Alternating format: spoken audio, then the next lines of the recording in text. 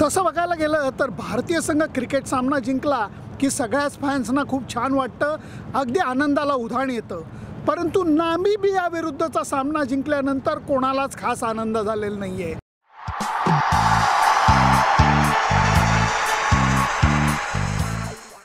आज मैदानावरती खरोखर वेगवेगळ्या गोष्टी बघायला मिळाल्या. पहिली गोष्ट म्हणजे भारतीय संघ जो मैदानात उतरला तेव्हा त्यांच्या पायामध्ये एक प्रकारचा असं स्प्रिंग नव्हती. त्यांना कळत होतं की हा आपला स्पर्धेतला शेवटचा सामना आहे. दुसरी गोष्ट म्हणजे शेवटच्या सामन्यामध्ये कॅप्टनशिप करत असताना विराट कोहलीने नाणेफेक जिंकली आणि नामिबियाला बॅटिंग करायची संधी दिली. आपले खेळाडू दंडावरती काळी पट्टी घालून उतरले, कारण तारक सिन्हा जे महान कोच होते दिल्लीचे, त्यांनी अक्षरशः मनोज प्रभाकरच्या जमान्यापासून ते आत्ता रिषभ पंतपर्यंत अनेक खेळाडूंना त्यांनी घडवलेलं होतं. आणि असा खूप चांगला माणूस देवाघरी गेल्या म्हणण्यामुळे त्याचं दुःख साजरं करायला त्यांनी दंडावरती काळी फीत बांधली होती. भारतीय फास्ट बॉलर्सना नामिबियाचे बॅट्समन जरा बरे खेळले, परंतु ज्या क्षणी रवींद्र जडेजा आणि अश्विन बॉलिंगला आले त्या क्षणी त्यांना काही कळेना असं झालं. त्यांची अक्षरशः त्रेधा उडाली.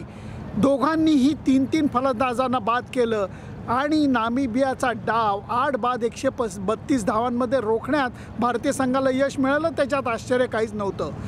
पाठलाग जेव्हा चालू झाला तेव्हा अजिबात वेळ हा रोहित शर्माला घालवायचा नव्हता. त्यांनी ठपाठप फटकेबाजी केली, काही मोठे फटके मारले आणि अक्षरशः 30-31 बॉलमध्ये त्यांनी अर्धशतक साजरं केलं.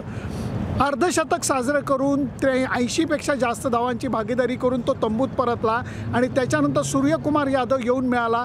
KL राहुल एव्हाना सेटल झालेला होता आणि त्यांनीसुद्धा अर्धशतक ठोकलं. भारतीय संघाने 16व्या ओव्हरच्या सुरुवातीलाच हा सामना आरामात जिंकला आणि तरी प्रेक्षकांनी अगदी माफक आनंद साजरा केला. कारण मी म्हणेन ICCच्या स्पर्धेमध्ये या खास परीक्षेमध्ये भारतीय संघ नापास झालेला आहे. नापास झाला आहे मी अशा करता म्हणतो, 3 विषयांमध्ये आपल्याला 90पेक्षा जास्त मार्क मिळाले. कुठले होते? इतिहास, भूगोल, नागरिकशास्त्र. म्हणजे मला म्हणायचं आहे अत्यंत कमकुवत संघाविरुद्ध आपण जिंकलेलो आहे. आणि 2 विषयात आपण नापास झालो आहे. कुठल्या?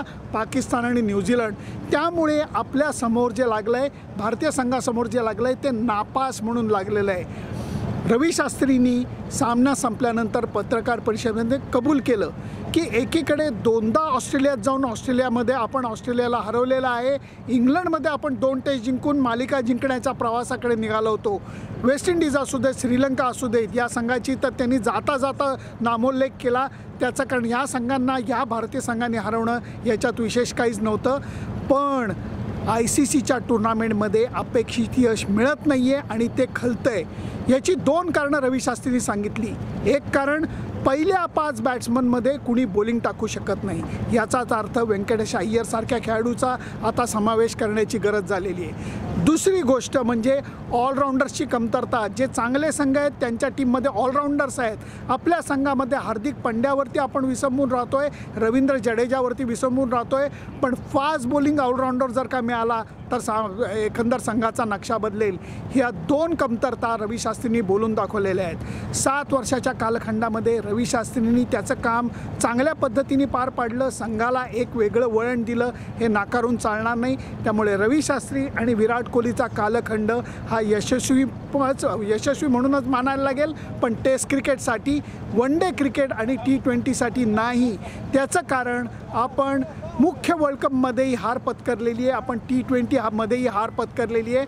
मुख्य वर्ल्ड कपमध्ये आपण निदान सेमीफायनल खेळलेलो होतो.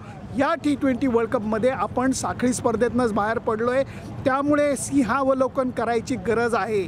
रवी शास्त्री जातोय, राहुल द्रविड येतोय, त्याच्यासमोरसुद्धा ही आव्हानं आहेत.